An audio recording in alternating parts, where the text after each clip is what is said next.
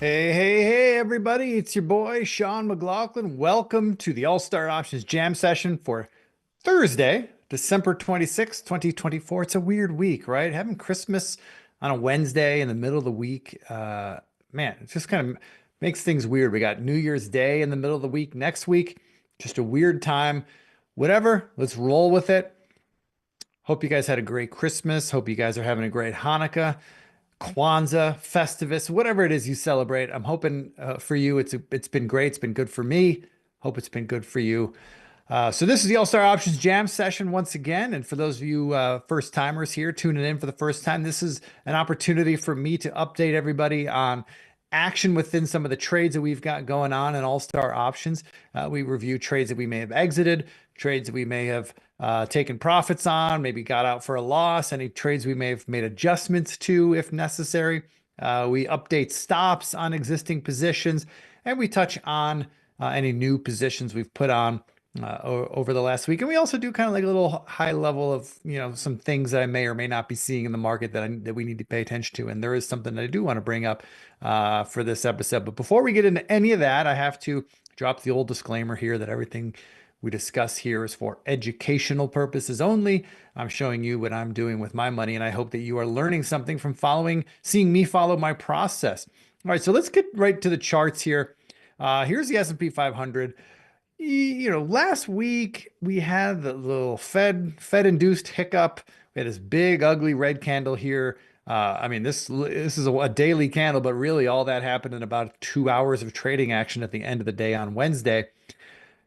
The way the market has come back, and we're looking at the S&P right here. We can bring up the QQQ, similar story, but the way we've come back over the last 4 days makes me think that, what we saw following the Fed wasn't really a referendum on anything that the Fed declared or did not declare.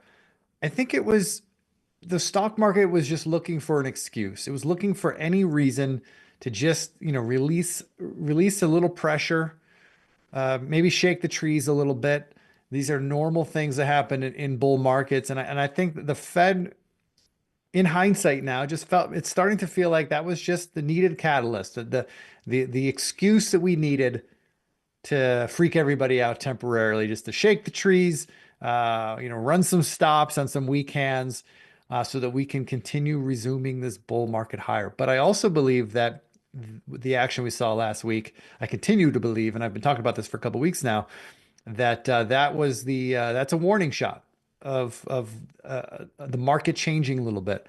I think the bull market continues in 2025, but I don't think it's going to be the same kind of bull market that we've been in. We're going to need to be a little bit more selective. We're going to need to be a little bit more tactical, and we're going to perhaps be a little bit more refined in the companies and stocks that we want to trade in. Maybe we stick to the leaders. I think we might need to. So with all that said, one thing I do want to bring up to your attention is I'm going to bring up NVIDIA because it's the poster child for semis, and we are bullish. We have a position on in NVIDIA there. We're long a bull call spread. But I like what NVIDIA has done as the leader in the space over the last, since the Fed. I like the way it bounced. And I just got out of an analyst meeting with the entire analyst team at All Star Charts. And the thing that we were talking about, one of the big things we were talking about, one of the big themes we were talking about is that semiconductors are really starting to shape up. And it's not just NVIDIA. There's a lot of other charts here. In fact, one name that we were really talking about was SMTC. Loving this setup here. This is a semiconductor name, one of the smaller ones, but loving this setup here. We're seeing, and we're getting a feeling that semiconductors are setting up to lead again. And if semis lead us higher, that is incredibly bullish for the market. Doesn't mean we're going to scream higher and we're going to have a raging bull market, but it's very constructive for the continued bull market. So we've got our eyes on semis. We may put some trades on in semis here in the coming days, but something to keep an eye on. If we lose semis, that's also something to pay attention to. So semis is kind of the sector we're paying a lot of attention to right now, and we're liking what we see. So stay tuned. All right, let's talk about some trades that we've recently exited, and guess what? There haven't been any. again, weird week, but we had a whole bunch of exits last week during that shakeout. We talked about it last Thursday. So we haven't had any exits since then. That's good. However, there is a stock that is getting nearing an exit. I want to keep you guys keep your attention on this. The ARKK. This position started out as a diagonal spread. What's a diagonal spread? Am I using words that are scaring people? Maybe. Diagonal spread is where we shorted. In this case, we shorted the November 53 calls. You can kind of see it here at the bottom of my chart. And we also purchased the March 55 calls. It cost us $1.25 to do it. We wanted these November 53 calls to, kind of soften or lower the expense of owning the March 55 calls. That's the strike we really wanted to own.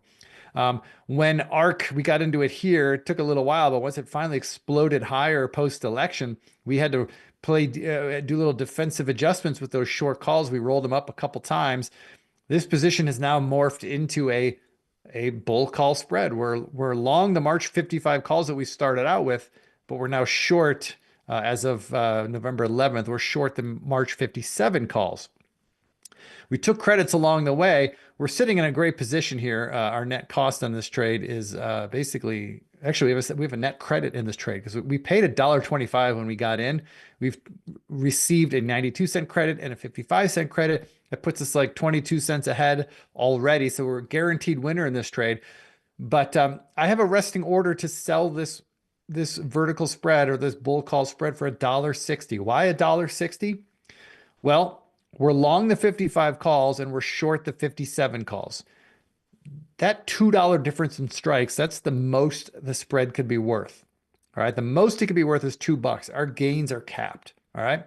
Well, I kind of like to operate with the 80-20 rule. That being when I've earned 80% of the maximum potential profits in the trade, I will take my profits and go home. Why risk why risk 80% of the profits to earn that extra 20%? That math doesn't make sense to me.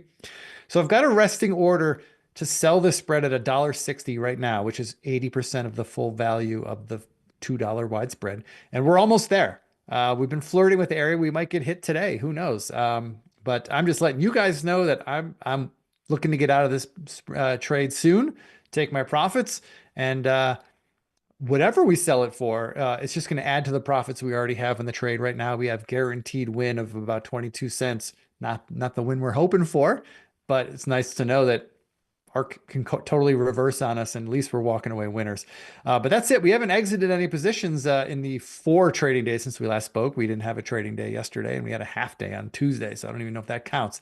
But that's it. So no closed trades. Great. I think that's the first time that's ever happened on one of these flow shows.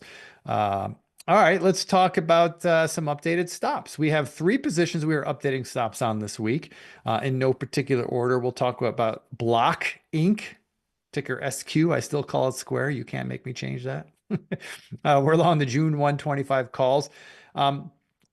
Square was one of those, or Block was one of those stocks that got caught up in the downdraft last week, but I like where it dug in. I feel like it dug in where it had to. And now we're using yesterday or last week's intraday lows as approximately as our stop loss level. And I like that the rising 50 period moving average is kind of meeting us at that same area. So our stop now is at 85. I don't want to see Block or Square get below 85. If it does, then my bullish thesis on this trade, at least for now, would be temporarily or permanently invalidated. So I will be exiting the trade if we get below $85 per share. We already talked about ARK, but just to review, that's a new stop loss level on ARK where I'm moving that stop up to 55. I think our stop previously was around 52.5.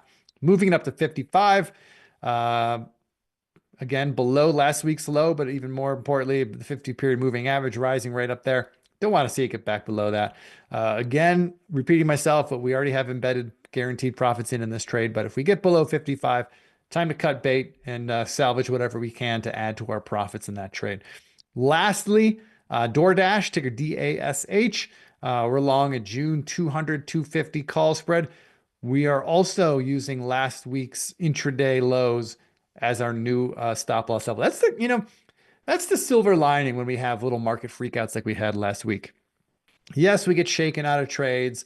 But those were clearly the weak trades that we needed to get out of, so we got out of them. We got to pull the weeds in our portfolio, right?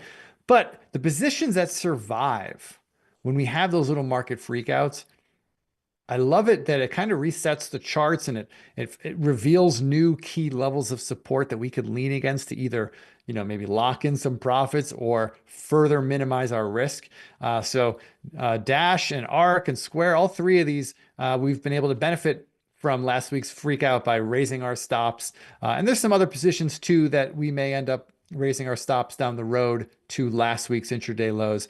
So silver lining on that, right? But for now, DoorDash 64 is the new level that we are leaning against. Any close below 64, no bueno for our position, and we will get out.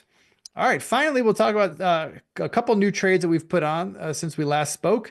And for those of you looking for the trade ideas, I don't put the trade ideas on these charts or what the trade is. If you want the full details for these trades, you can go to allstarcharts.com, head to the members section, head to the options section, and you can find full detailed trade plans for every trade that we put on, including these two new ones we'll talk about now. But we'll talk about why we like the setup, how we're trading it with options, where we are managing our risk and how we're managing our risk, and where we may or may not take profits or make adjustments along the way. All of those details are found for every trade that we put on All Star Options. You can find them at allstarcharts.com. If you're not involved, get involved. Shoot us an email. We'll get you involved. But just quickly, we got bullish on Disney. Boy, the big man JC came back from a Disney vacation with his family, pounding the table in Disney. He loves the racket they got going on there. That's not necessarily why we're getting long, but him talking about Disney kind of got us the whole look at the charts and said, hey, we kind of like the setup here and we like the sentiment around this company right now that could actually play in our favor. So we positioned long. So far, it's working. It's early days, but we're long Disney.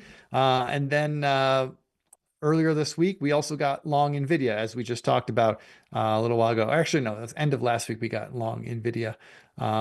You could see the trade details there. In this case, I think Steve and I talked about that on the Flow Show. So yeah, we got you can watch the Flow Show from last week on the channel here, on the YouTube channel. You can find it. All the details of that were there. But we're long NVIDIA because we like what's going on in the semis, and we think the semis are going to lead us the rest of the way higher. All right, so let me just bring up this little chart here for those of you who like to see this, the updated stops. Some of you like to take screenshots and update the stops. There they are. There's all three of them that we've talked about. And to finish up, if you have any questions at all about anything I talked about, please shoot me an email at info@allstarcharts.com. That will get routed to me. I'll be happy to answer you if I can, or I'll put you in contact with the person who can answer that question. Either way, any questions at all, shoot us an email, info@allstarcharts.com. Happy to help. If you want to get involved in All Star Options, you don't have it yet, there's the link, stockmarkettv.com. Get All Star Options. Maybe take a screenshot of that too if you're interested. Lastly, I like to throw a bone to my friends at TrendSpider. They've hooked me up with some great charting platforms, great charting tools here. If you like what you're seeing with the charts that I use at TrendSpider.com, head to TrendSpider.com and use promo code Sean50 to get a discounted subscription of 50% off a subscription to TrendSpider charts. Check them out. They're great. All right, folks, that's all I got for you. Have a great rest of your weird holiday week. And next week's going to be weird too. We'll be back again next Thursday, but it's a time to just reflect and enjoy and spend time with friends and family. And, we don't need to be getting too caught up in the markets during this little weird, twilight zone of the markets, but certainly keep your eye on any open positions, any open risk you have. But it doesn't feel to me like a time to be overly aggressive. I think we can wait. Let's see what happens after the new year. I'm sure we'll have lots of new ideas coming in the new year. All right, everybody, have a great weekend. Talk to you again next week. Take care.